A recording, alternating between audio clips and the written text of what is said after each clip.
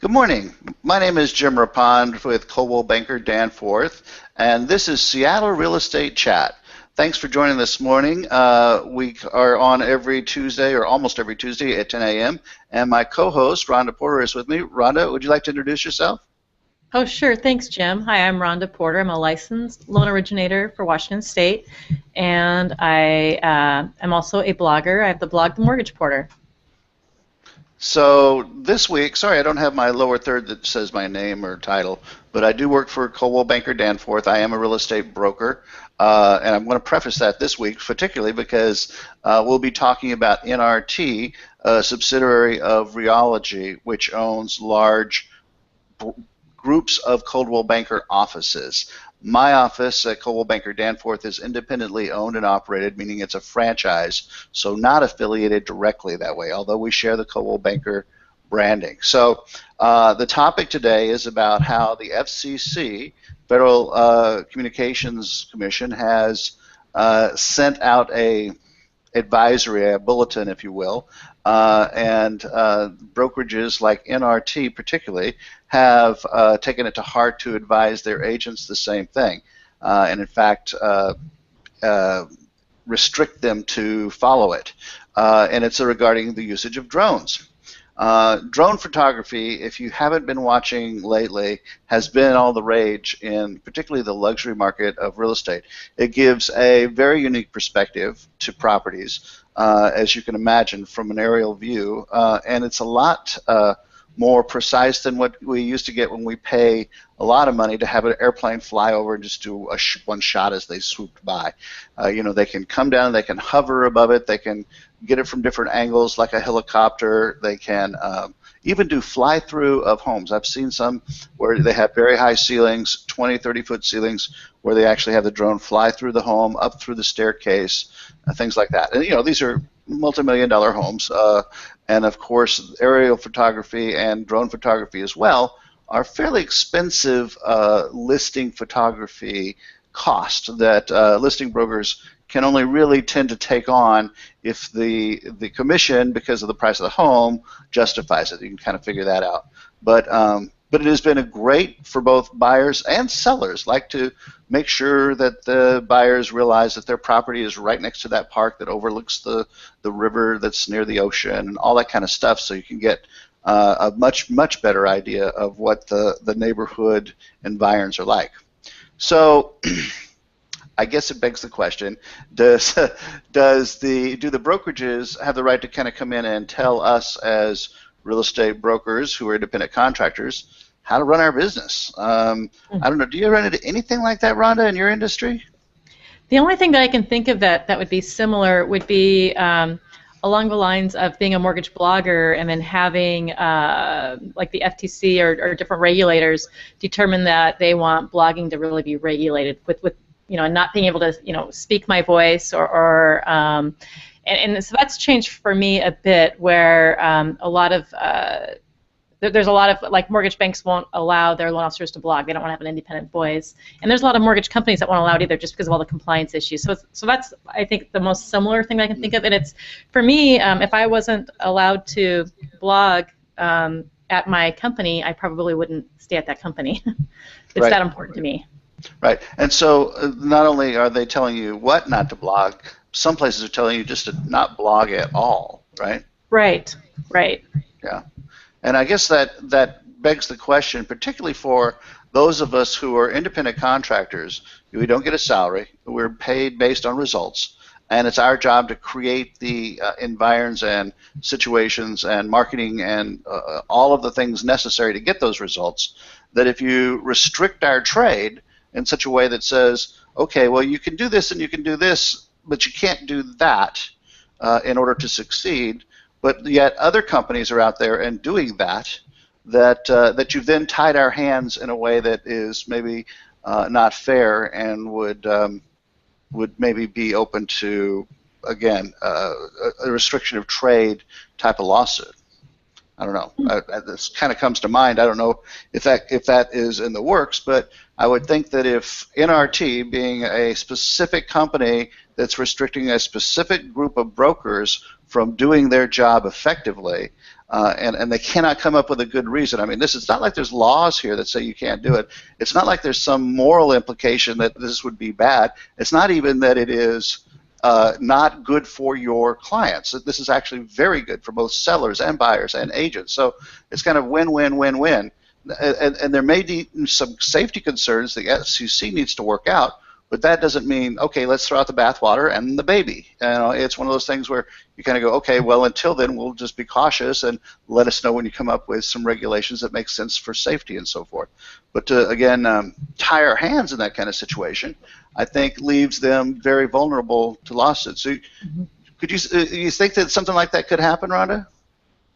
Well, I'm just trying to wrap my brain around why. So you say safety issues, they're afraid of a drone falling or flying into somebody, or is it a privacy issue? They're afraid that perhaps you might capture some images of the neighbor's property. I'm just trying to figure out what the issue is with this. Yeah, no, I'm guessing that all or most of those things are in the forefront of what they need to figure out how to regulate. Obviously privacy issues are a big deal, but that's not our purpose here. Our purpose here is to market. So if we accidentally got a shot of a neighbor's yard, let's say there was a neighbor who had a pool, there was some of the neighbors were sunbathing nude or something.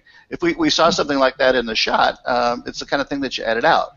I think there's some common sense things that maybe they need to regulate. I get that, but until then, we do have brains that we can put together ideas about what's right and wrong and just try to avoid problems until that happens. But right now there's no regulation. So I get that the government runs a little bit slow when it comes to technology, but until they catch up, that doesn't mean technology shouldn't advance. I guess that's my strongest argument around that.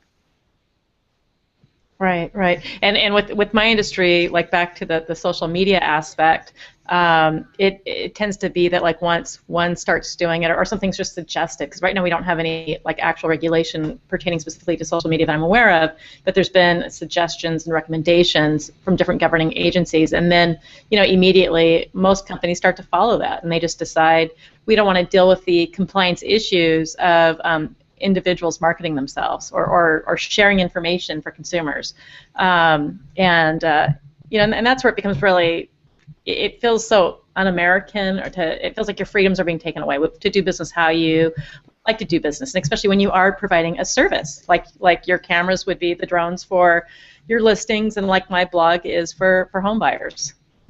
Right. Yeah, and again, I'm not one that wants to go out and do a drone, get my own drone and do that whole thing. Although if I was 20 years younger, I think it would be fun. But that's not my intent or even my desire. But I would love to be able to hire qualified vendors who are really good operators at it, that know how to do the best shots and the smoothest and have the best cameras and all that, and use some of that footage in the videos that I do for homes.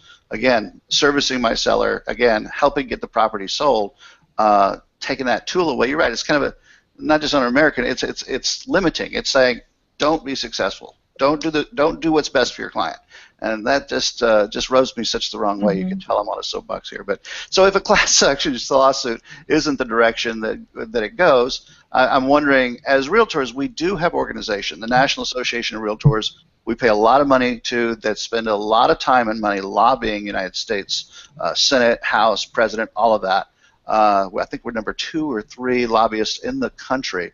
Why is that not at the forefront of their lobbying to go, hey, wait a minute, let's get this done. Let's create a way for this to be used, and we can have everybody win here, rather than letting the FCC just clamp down on everybody. I think that's the first thing, is that the National Association of Realtors should wake up and jump into this fray, and again, on the clients and the consumers, the buyers and sellers sides, and not the government side.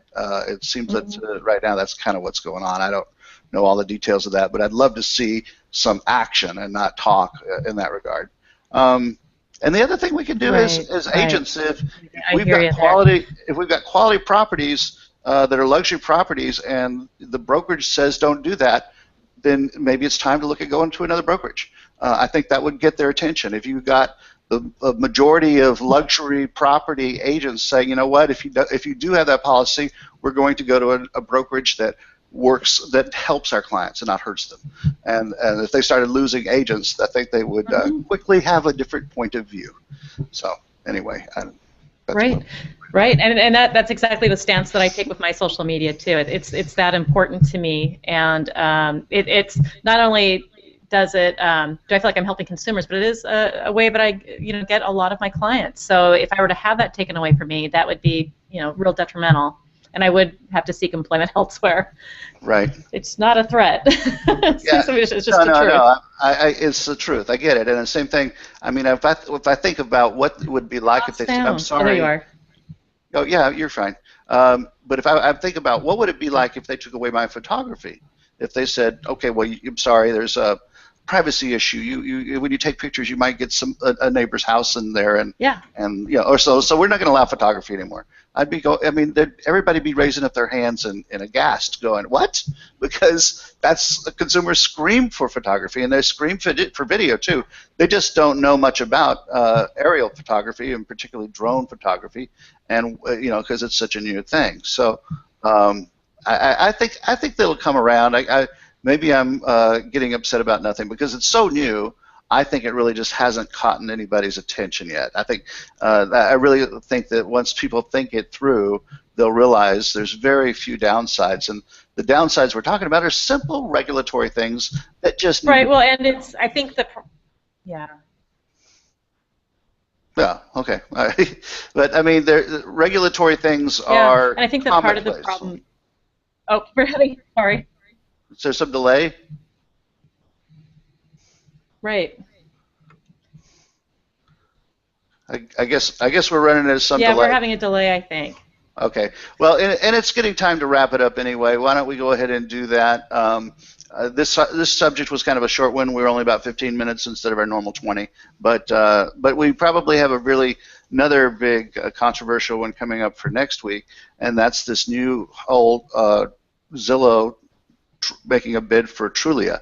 So that's big in the news. It would make one big kahuna for the syndicated market, and there's a lot to talk about that. So I think by next week we will have a lot to talk about. Some news hitting. Well, I don't even want to speculate if the news is true or not. But there's been some interesting rumors that have been coming out over the wires over the last 24 hours. So hopefully all of that will be sifted out, and we'll be able to talk about the truth from what are just rumors, because that does happen when you have this big of a merger going on. Anyway, thanks everybody for joining us today. Hope you have a great day. Make comments about this drone thing and NRT and other brokerages, and if you're experiencing it with your brokerage, I'd love to hear that. If you're getting pushback for having hired a vendor or being a vendor or whatever using drone photography, I think it's the kind of thing people need to know about. So anyway, thanks so much, Rhonda. We have a home buyer seminar coming up, don't we? We do. It's on September 13th in Greenwood. Great. So yeah, well, sign up for that. I'll put links to that here in the show notes. And September 13th is a Saturday. They fill up fast. It's about 4 hours. It's a Saturday, yeah. Yeah, 11 to 4. And if you are thinking about buying a home in Seattle, a lot of information here for you, and some great programs that you would qualify for if you take the class. So anyway, thanks again, everybody. Have a great day. Yeah. Thank you. Have a great week. Bye.